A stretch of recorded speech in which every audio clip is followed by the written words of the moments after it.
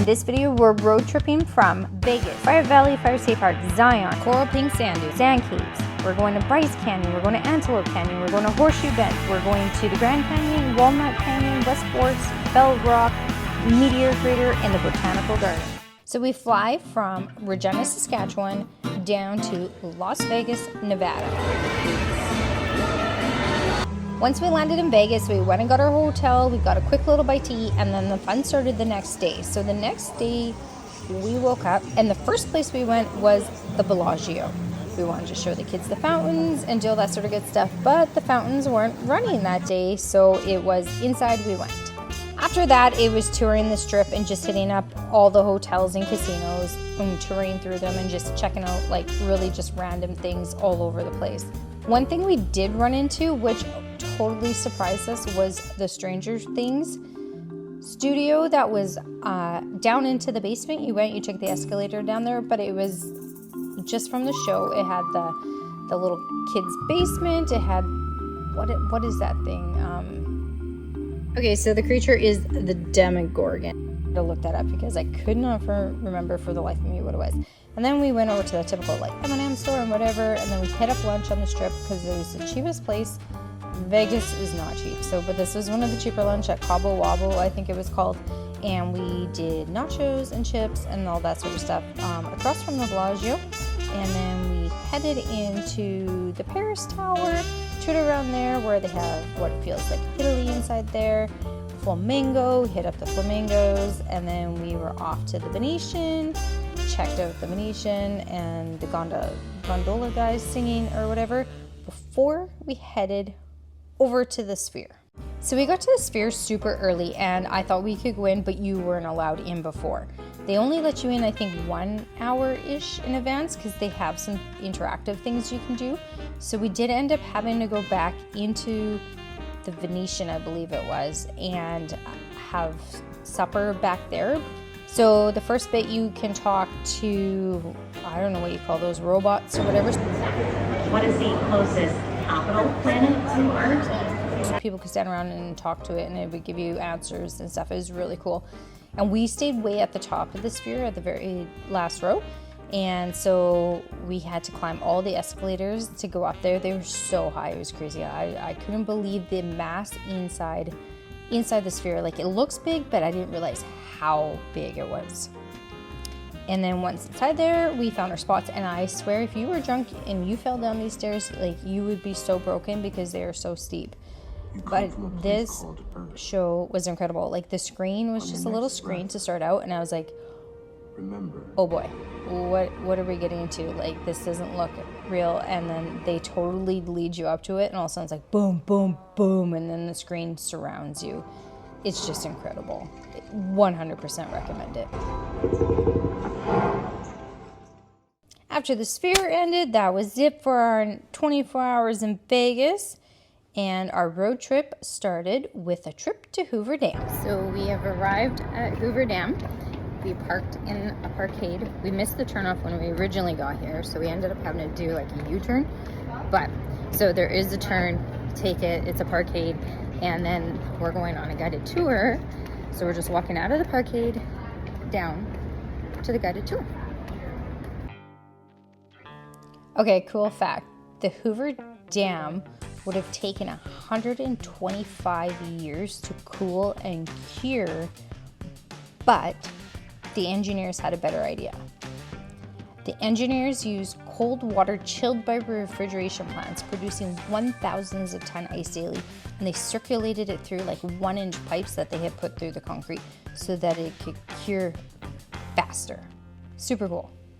Okay, some quick facts about Hoover Dam. It is 726.4 feet tall, 1,244 feet long at its crest, and it contains approximately 4.4 million cubic yards of concrete. At the base, it's 660 feet thick, and it tapers to 45 feet thick at the top.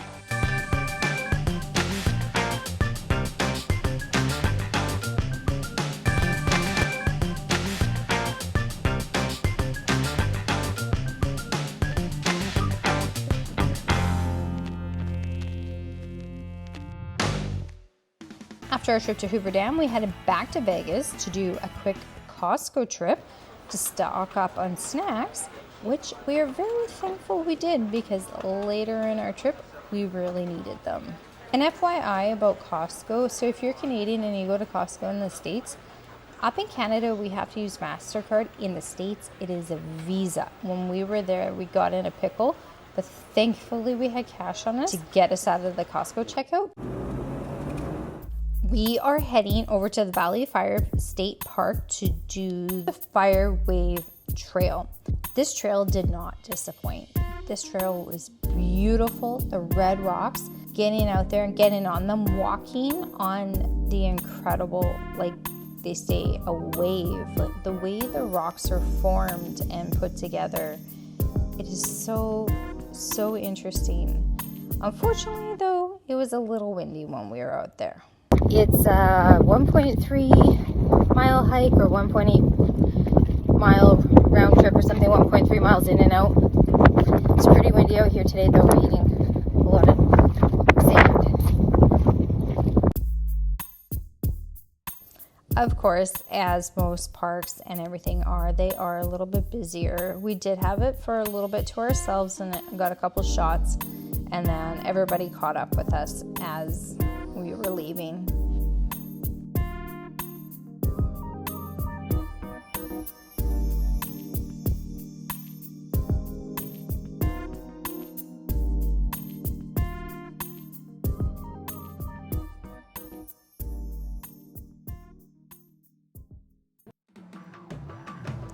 After the Fire Wave Trail, we were still in Valley State Park and we headed over to what they call the Mouse's Tank.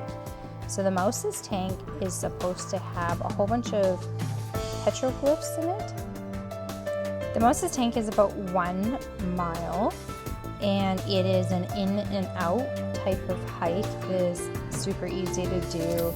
It's amongst the rocks. Obviously in the summer it would be really hot, but yeah, full of petroglyphs. So it was really cool to see all the art on the rocks.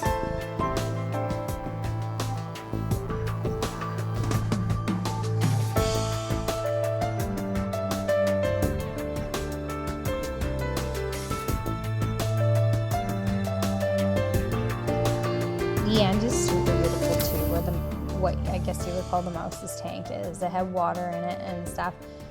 We climbed up in and around there and then headed back out to continue on our road trip.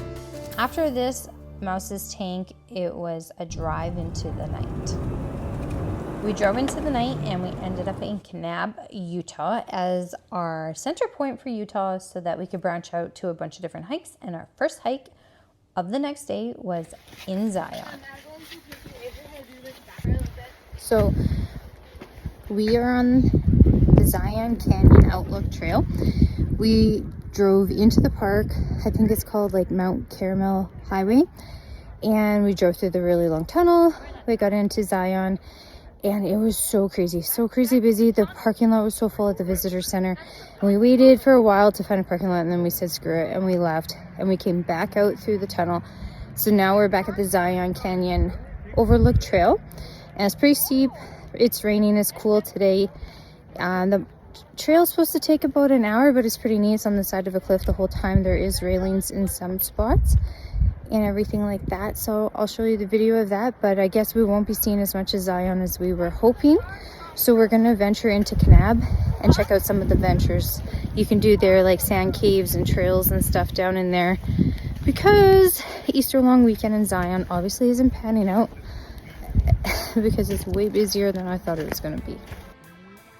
This hike was incredible. It would even be so much better if it wasn't raining on the day we went, but even with the clouds and the rain, the canyon and the overlook was just incredible and definitely worth a hike. There's a lot of people doing it. I was surprised how many little guys were up there just free running around, because to me, I thought I might fall off the cliff, and watching the little guys run around scared me a lot. But it was definitely worth the screw around that it took us to get us there, but I would highly recommend this hike.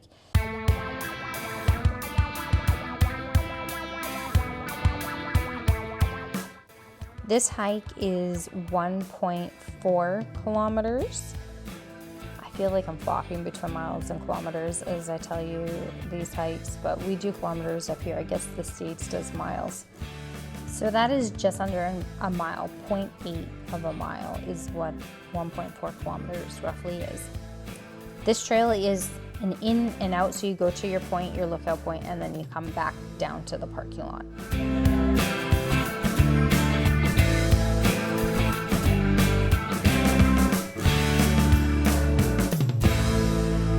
We ended up not going back into the park, and we took off to do another couple of hikes we had seen on Instagram, I think, around Kanab, and hit those up instead. So the belly of the dragon is actually man-made, and it was created to divert water under Highway 89 over time. The drainage from the upper canyon carved like stuff into the walls and stuff as it ran through there, so it's super cool how it is like man-made, but then like made with nature and stuff like that. And it was just a nice quick little in one side and out the other, and really cool to see.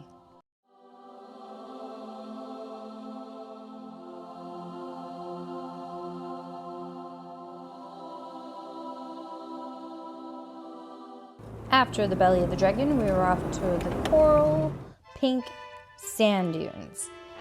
The weather was not really good to us this day, and sand and wind wasn't very much fun, but again, it was worth it, and it was an experience in all of itself there to go do this.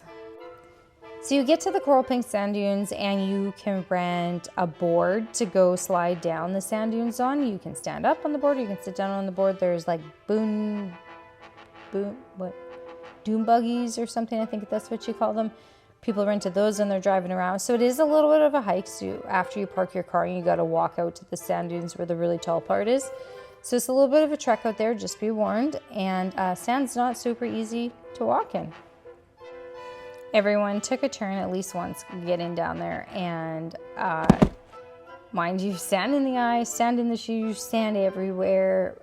Either which way though, it was still really, really fun.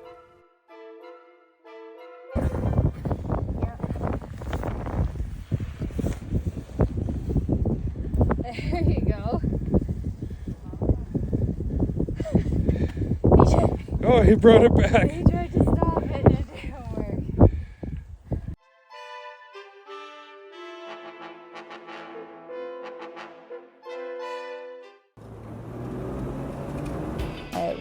After doing Zion, the belly of the dragon, and the coral pink sand dunes, the last stop of the day was what they called sand caves that are just outside Kanab, Utah.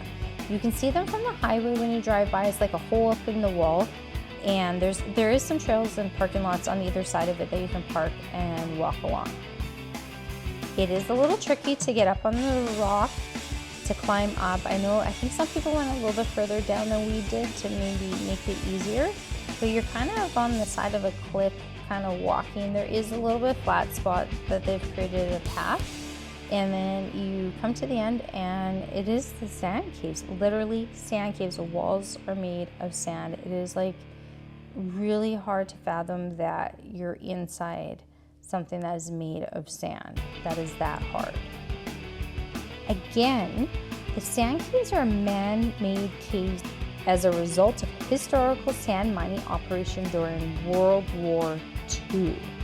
The sand that was from these caves was used to mostly make glass, and the fine-grained sand in this area was ideal for that purpose. So pretty cool, and it resulted in a beautiful, stunning cave. And when you look out at the cave openings and you catch the green on the cliffs and stuff beside it, it is just majestic.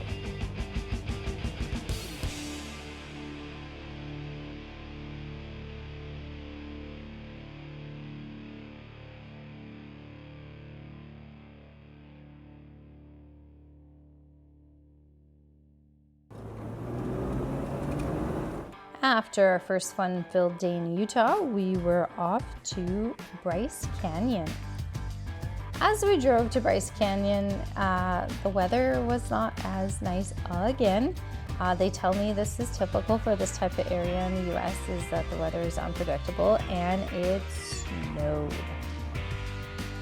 We thought we left Canada and all the snow behind, but nope, it was here for us. Mind you, it warmed up super fast, therefore making a very, very muddy hike for us. So the first part of our hike was going down the Navajo switchback. And we got down there, there was a bridge sort of thing you could go look at. I think it was like a rock caught between some other rocks and stuff, but it was closed when we got down there. And we figured we were down there and we had all day to do whatever we wanted at Bryce Canyon, so we decided to head over to the Peekaboo Trail. So we took Bryce Canyon counterclockwise. We had heard on YouTube, try it that way. We did it that way. We met a guy and he went the opposite direction of us, and we figured we probably met him maybe about the halfway point or right before after the halfway point on the trail. But I believe it wasn't so much about the time, but the effort. You climbed more at the beginning and came down more at the end, and I think that way when you have energy, it's a little bit harder at the beginning and then easier at the end.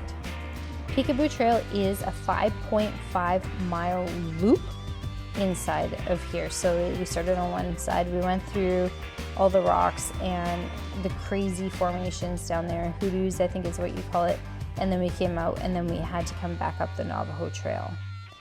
This hike is not considered easy. It is definitely considered strenuous due to the rapid elevation gain. So like I said, we went counterclockwise, hoping to do the up the hill part at the beginning and make it a little bit easier after we exerted a lot of energy. And the time of year we went, the bathroom wasn't open halfway through the hike either, so just that, an FYI. Despite how hard this was and how much complaining there was at the beginning, mostly from the children, but definitely I had some spots in there where I thought maybe we should turn around and we were in this a little thick. It was definitely worth it. I'm so happy we stuck it out and we went all the way around the loop.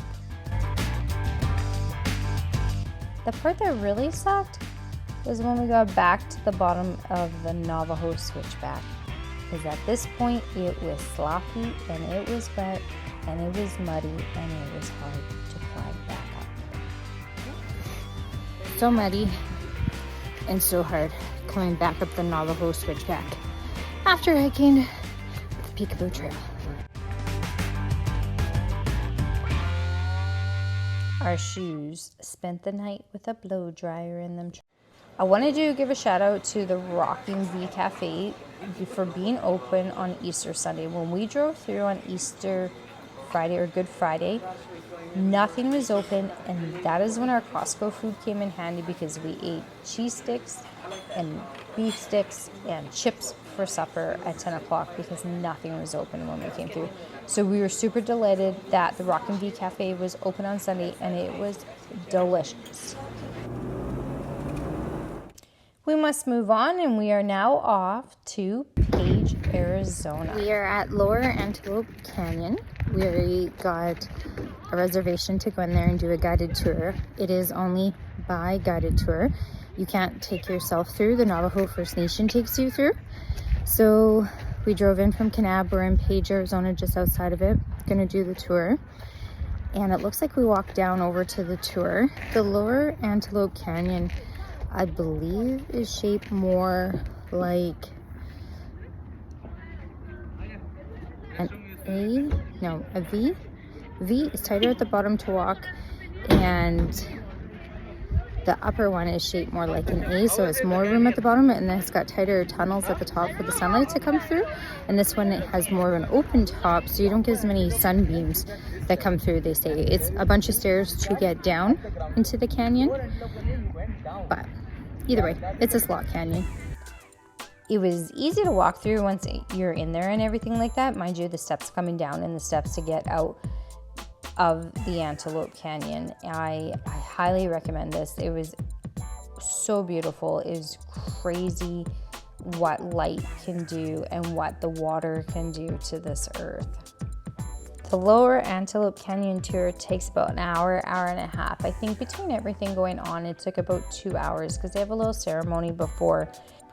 It is 1.1 miles round trip experience through the lower Antelope Canyon.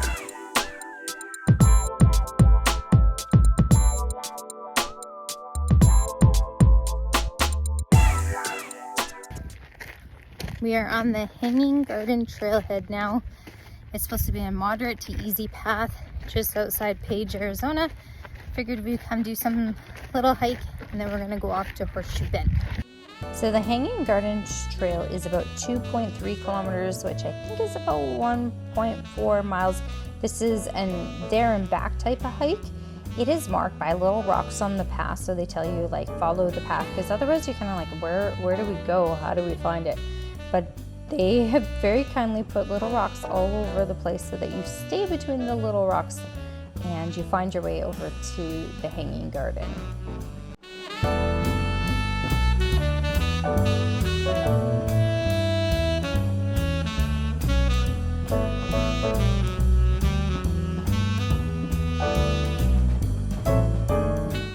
Our next stop wasn't much of a hike, but a really amazing viewpoint. It's super windy out. Okay. We are walking to the Horseshoe Bend, which really isn't a hike. It's a parking lot with a trail to the bend. She says 20 minutes there, 20 minutes back. It is a very busy hike down to the Horseshoe Bend. There's a lot of people here. Way too many people. This hike over to the Horseshoe Bend was super easy for people with strollers and anybody that had walking disabilities. And it was swamped. It was so full of people. After we kind of took a few looks at the bend, we walked around and did everything, and you noticed a little house down there and there's a little boat and everything. We decided that we would stay for the sunset. And so we hung out a lot longer than a lot of people, and it was super worth it because catching a sunset anywhere is amazing, and this was also breathtaking. Back on the road again, and we were off to Grand Canyon Village for the day. So when we went to the Grand Canyon, we went to Grand Canyon Village. We did a hike around the top of the rim of the Grand Canyon. So the hike went from the South Kaibab, I'm not exactly sure if I'm saying that right, Kaibab Trail to Hermit's Rest, which is 13 miles around the top. 13 miles, which is roughly 20 kilometers. And thankfully, like on this one, it's mostly paved. It's pretty easy walking. There's like little steps to viewpoints and railings and everything like that, which made it really nice to walk around the top. There were some parts that were unpaved and you kind of walk through the trees. But the other part of this trail that was really nice is that there was a shuttle. So the shuttle, if you got tired, you could grab the shuttle from stop to viewpoint, which is really nice. So we did, I don't know, 6 kilometers or something of it, and then we started hopping on the shuttle to get us from viewpoint to viewpoint down to Hermit's Rest. Hermit's Rest was built in 1914. It's to resemble an old miner's cabin with native stonework, giant alcove, a fireplace, and a front porch. It's super, super cute. It's a store now, but there's also a trail behind it. I think the Hermit's hike or trail or whatever behind it too, but it's at the end of the South Rim Trail.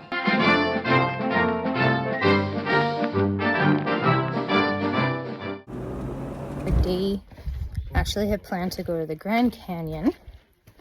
We are staying in Williams, which is about an hour from the Grand Canyon. As we got closer to the Grand Canyon, it was so busy. It was like a 48-minute wait at the gate just to get into the park. And then we had to get through the park to our area where we're gonna hike the South Kaibab Trail. And we decided not to go. So we've gone a different way. We're near Flagstaff at the, what's this one called again? Walnut Canyon. At Walnut Canyon. And we're down on the loop checking out ruins of where people used to live. And this is a remarkable place where the indigenous lived inside the side of the cliffs. There was 736 stairs to do at this hike, so it is considered strenuous to get down. There is a lot of steps to get down, and obviously you got to come back out. So It was definitely worth it though to go check out the cool little houses built into the side of a cliff. It's really hard to imagine living in these little houses and doing this. And then you can see them all over the place. As you walk around, they're all over inside of there and you can see them all over. So they lived in these cliffs and the side of these cliffs, and then they farmed, I think, up top around the rim and everything like that. So I 100% again recommend this hike. Very cool.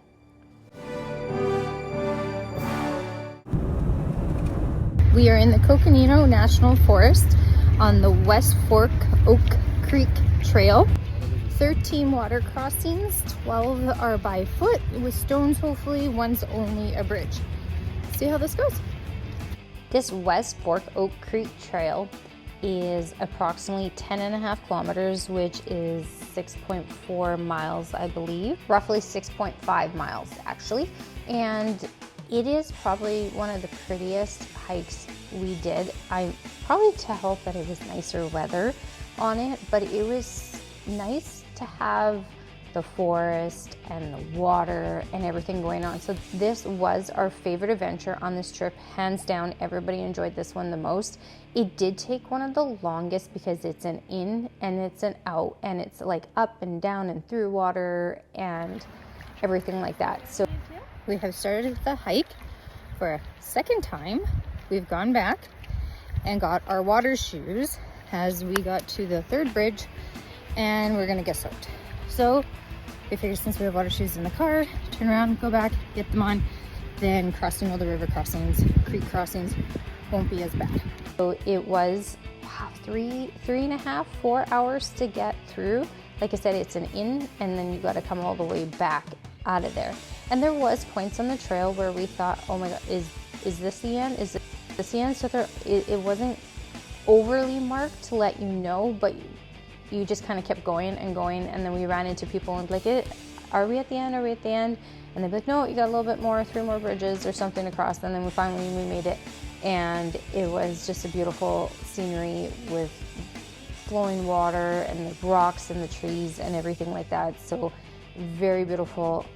Definitely recommend this one again because it was so different than the other ones that we had done on the trip so far.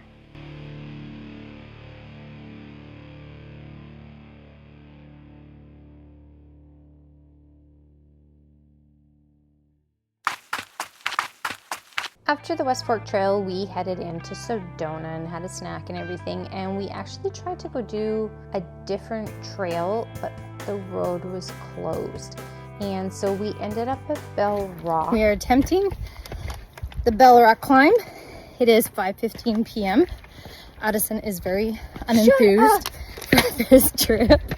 We've already done 20,000 steps today on a West Fork Oak Creek Trail. So see how far we get on this. And it was becoming closer to dusk, and it had already been a long day, but we thought we would go as far as we could on this one and get a really amazing view of the valley down there. As we went up, we definitely got tired, so me and Addison stayed behind while the boys tried to climb up a little bit higher. And a lot of people were climbing very high on this one, but this one was not easy to climb, that is for sure. This one was very hard. Probably one of the hardest ones we did. Oh, the one we wanted to do was the bridge. I think it's like Devil's Bridge or something, but we never made it there. But yes, this one was very hard. It was hard to get up the rocks and being tired already. And it wasn't really like a super guided path or anything up it. So just an FYI, if you're attempting this, it is not easy to do, but worth the views at the same time.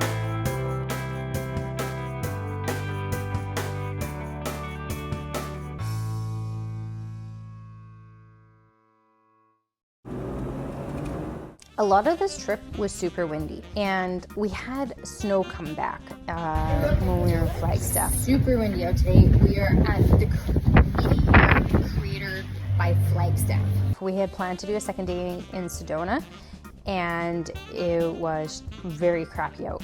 So it was a day of shopping, and we did a quick trip over to the Meteor Crater. That is incredible. The video doesn't even explain the size of it. Walk up here. this place. But again, it was so windy.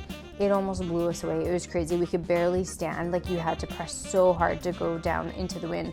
So the video is very loud and crackly if any audio came through. But it was a crazy sight to see the huge hole that this meteor created. I recommend the adventure out there. Just the science behind it and everything like that. Walking through the gallery after too was very, very cool.